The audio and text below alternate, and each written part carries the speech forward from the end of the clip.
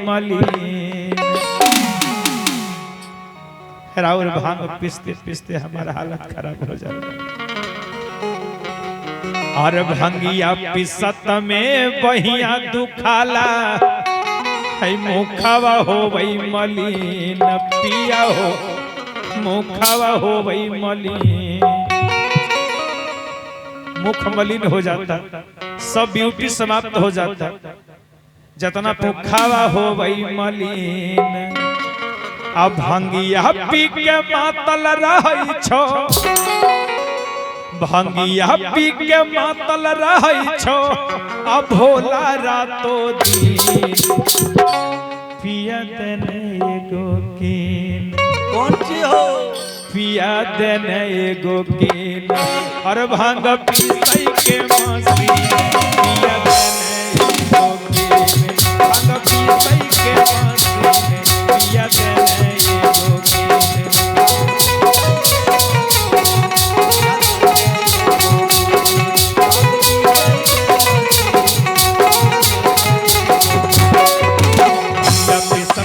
भैया तो खाला मुखावा हो भाई मलिन। पिया हो मुखावा हो भाई मलिन।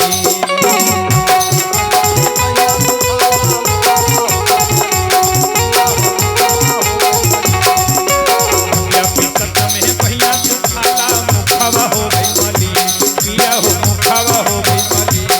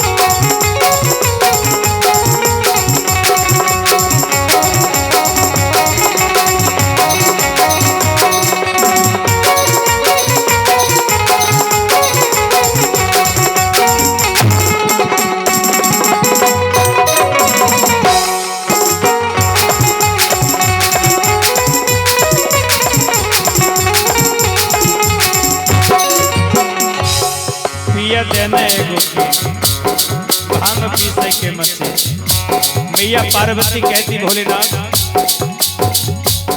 एक बात मेरी सुन लीजिए। नई हर में रहलो पिया बड़ी सुख पाइलो।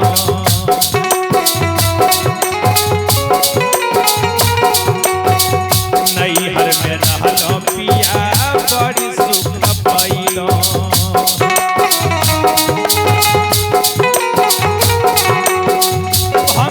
धतूर के हम हाल नहीं जानलो।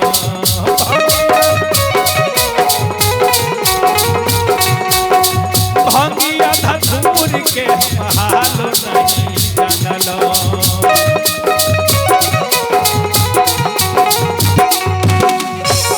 लेकिन जब से मैं आपके घर आई हूँ ना, क्या बताऊं। अरे भोरे फिसलियो कान्हे फिसलियो तैयो ने आवे छोनी।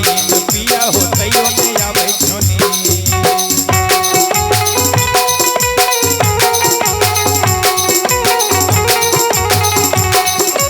भोरे फिसलियो कान्हे फिसलियो तैयो ने आवे छोनी। भोला हो तैयो ने आवे छोनी।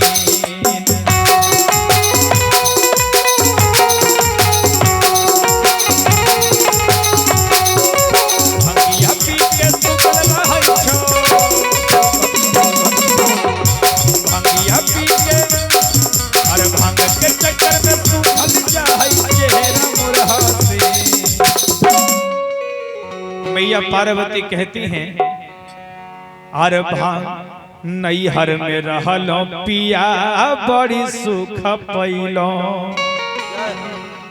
अब भंगिया धतूर के हम हाल नहीं जानलो। लेकिन जब से आपके घर आई हूँ अरे भोरे पिसलियो सांझे पिसलियो तैयो ने आवे छनीन। और पता है आपको, अरे भांग के चक्कर में सूखल जाए और चेहरा मोर हसीन। पिया देने एगो पीन। अरे भांग पीसई के मसीन पिया देने एगो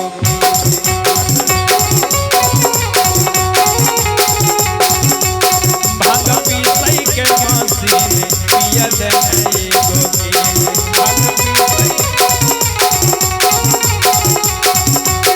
भांग पीसई के मसीन पिया देने एगो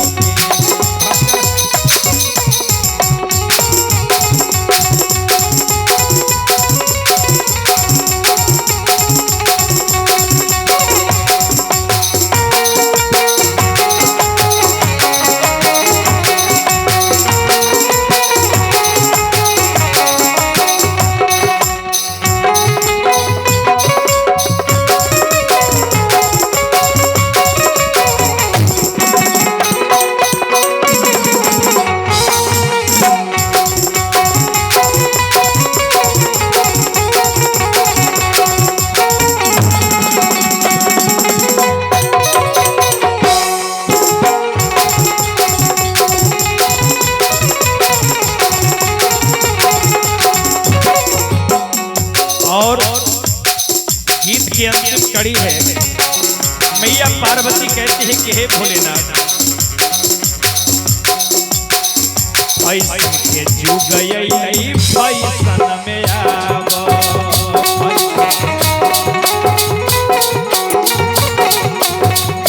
ऐसन के जुग अइलै फैशन में आवो।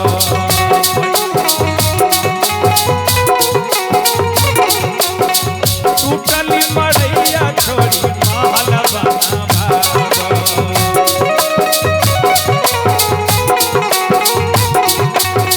बसहा बैलवा छोड़ी बेलोर मंगावो।